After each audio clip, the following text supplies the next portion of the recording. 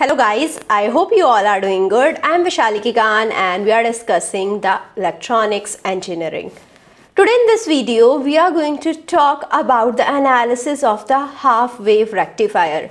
In the previous video, we already had the discussion about the introduction to the half wave rectifier. Now we are going to see some parameters related to the half wave rectifier.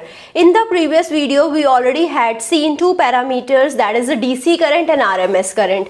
Now we are going to see the further parameters related to the half wave rectifiers. So let's start our discussion. So now the first parameter that we are going to discuss is the form factor. Now what is the form factor? Form factor is the ratio of the RMS and the average value.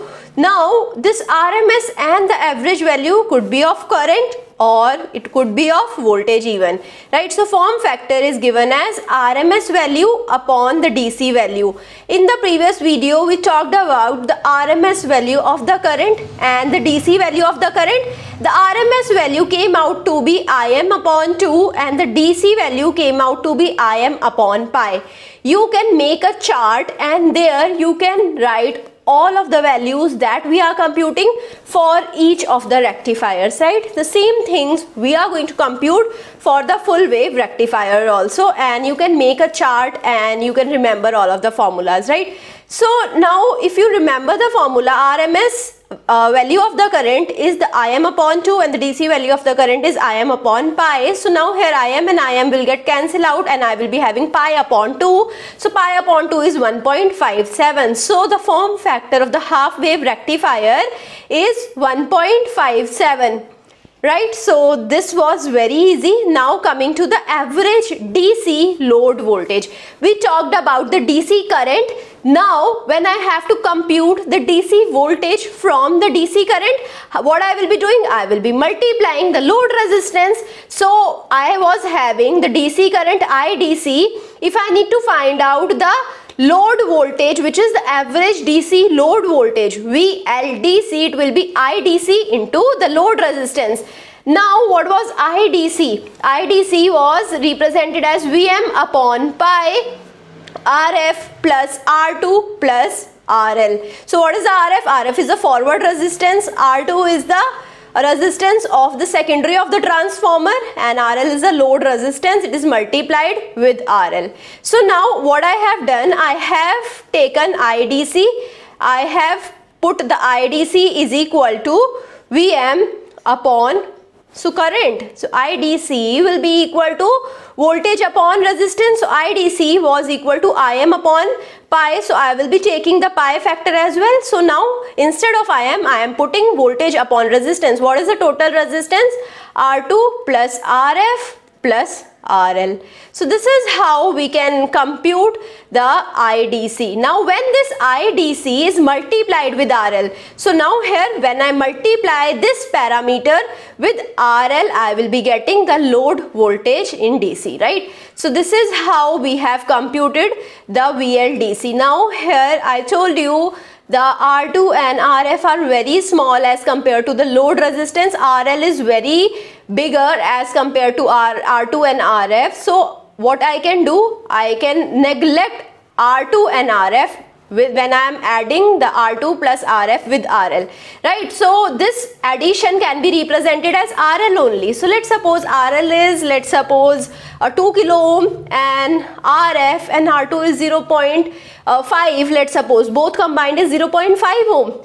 So we can ignore 0.5 in comparison to 2 kilo ohm. I can directly write it as 2 kilo ohm only. So what I will be doing, I will be putting Vm upon pi into RL only, so which is multiplied with RL. So this RL and this RL will be cancelling out and VLDC will be nearly equal to Vm upon pi. Right, I hope you understood this thing. Now coming to the RMS load voltage, we have calculated the DC load voltage. Now coming to the RMS load voltage. So RMS load voltage VL RMS is equal to IRMS into RL.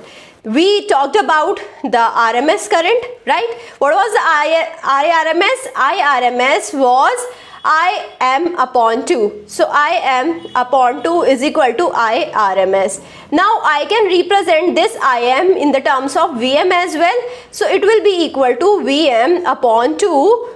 What is the total resistance? Again R2 plus Rf plus RL. So this is how we can represent the Im upon 2. So now when I multiply the IRMS, Im upon 2 was IRMS. So now I have to multiply this IRMS with RL. So I multiply this factor with RL to get the output load VRMS. So IRMS multiplied with RL. What was IRMS? Vm upon 2 R2 plus Rf plus RL.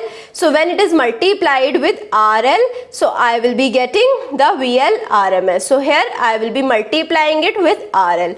Now again I will be computing RL to be very high, greater than R2 plus Rf. This is my assumption. And I will be ignoring R2 and Rf, and VL RMS will be nearly equal to Vm upon 2.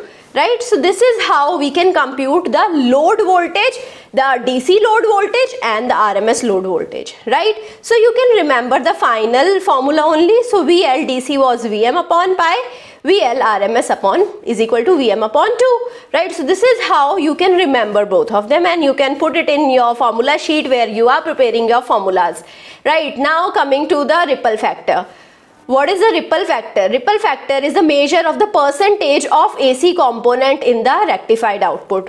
I will be getting the rectified output. In the final output, how much AC component is there? It is going to be known with the help of the ripple factor. Ripple factor is going to tell me what percentage of conversion to the DC I have achieved, right? So what I am doing with the help of rectifier, I am going to convert the AC to the DC. So it is going to measure how much accurate my rectifier was. So ideally ripple factor should be 0, which means I must have pure DC and the AC component should be 0 in the output, right? But practically we can never have 0 output, and we can never have pure DC with the help of rectifiers. So ripple factor is given as RMS value of the AC component in output upon DC or average value of the output. So now here we have the instantaneous AC value. Instantaneous AC value IAC is given as the total current minus the DC. So if I talk about the total current, I is composed of AC component and the DC component of the current. So I will be equal to IAC plus IDC, right? So now here if I need to find out IAC in the final output can be computed by subtracting IDC from I. So IAC will be equal to I minus IDC. Right, so now if I need to find out the RMS value of the AC component, this is my AC component. Now let's find out the RMS value. I told you how to find out the RMS value. We have to take the upper limit minus lower limit, which is 1 upon 2 pi.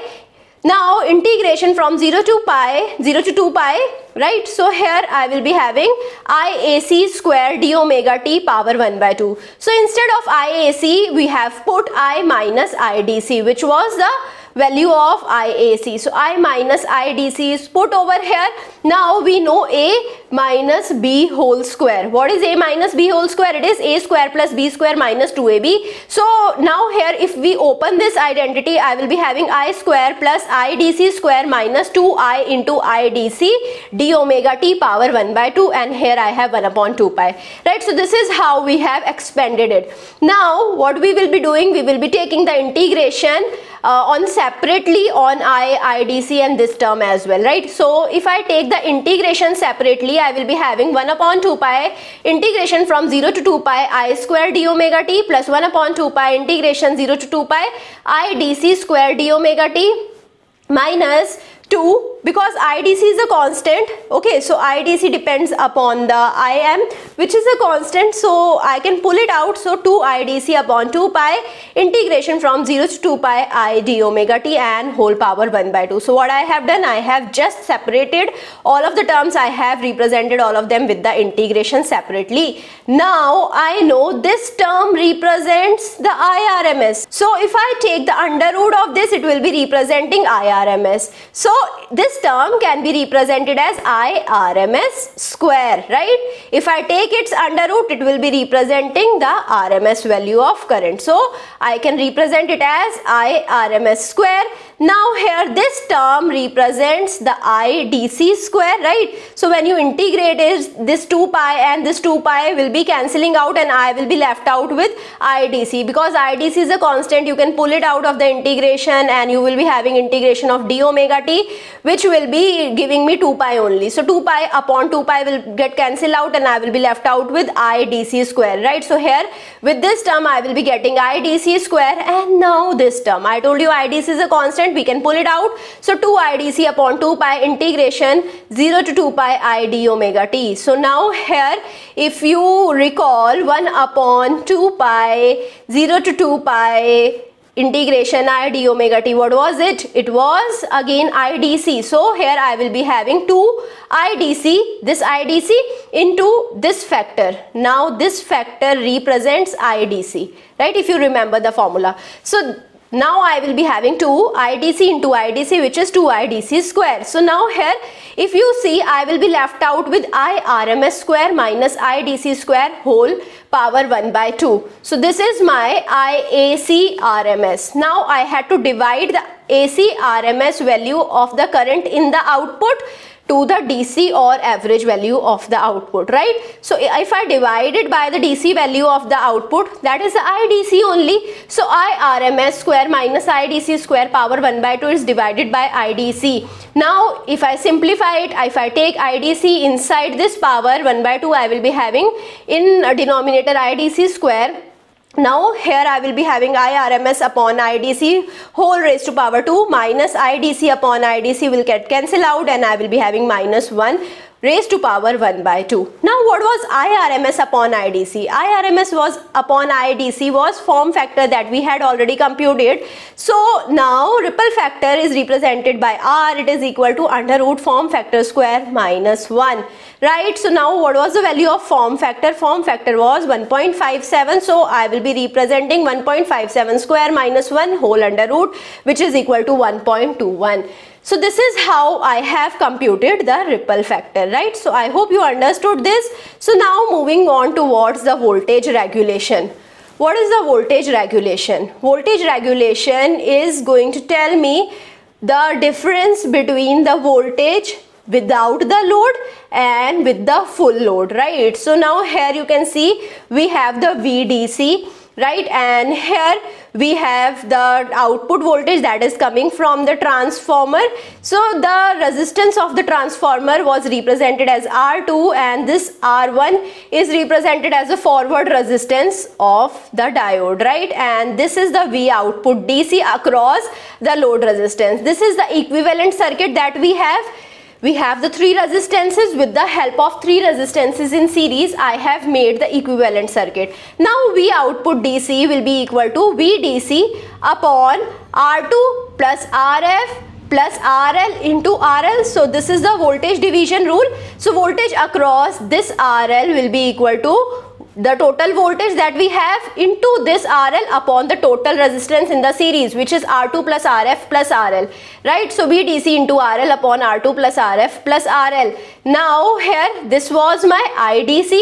VDC upon this parameter is my IDC, so I can represent it as IDC into RL, right? So now the voltage, output voltage is dependent upon the IDC, right? The average value of the current. So when I decrease RL, because V output DC is a constant, IDC is going to increase. When the IDC is going to increase, the current flowing through the circuit is going to increase, which means IDC into R1 and IDC into R2 is going to increase, which means the voltage drop across these two components is going to increase, right? So if IDC is going to increase, here the voltage is going to increase and V output DC is going to decrease when RL decrease, right? So here if I talk about the voltage regulation means voltage at no load minus voltage at full load divided by voltage at full load into 100. Now at the no load, I will be considering the minimum drop. I will not be considering the R1 and R2.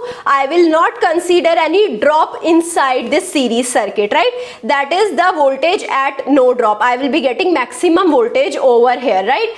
But now practically R2 and R1 are feasible quantities. These are the practical quantities that we have. So there will be some voltage drop across R2 and R1 as well. So this is how the graph is there. So voltage at no load will be very high. If there is no decrease in the voltage, no drop of the voltage on these two resistors, there will be the maximum voltage available at the RL. But now if there is a voltage drop across these two resistors, we will be having the minimum voltage over here, which is represented as voltage at full load. So the voltage at full load is minimum as compared to voltage at no load. So percentage voltage regulation, I hope you understood it now very clearly. Voltage at no load multiplied with voltage at full load divided by voltage at full load multiplied with 100. So voltage regulation is also known as the load regulation, because here we are regulating the load, and for the load regulation ideal value should be equal to 0. So I hope you understood all of the parameters that I have discussed in this video. So in the next video we are going to talk about some further parameters, and then we will wind up the half wave rectifier. So I hope you understood each one of these things. If you have any doubt, you can put the doubt in the comment and I will be trying to resolve your doubt as soon as possible. I hope you like this session. If you like it, please push the like button, subscribe to the channel, share it with your friends, and also give me your feedback. Thank you so much.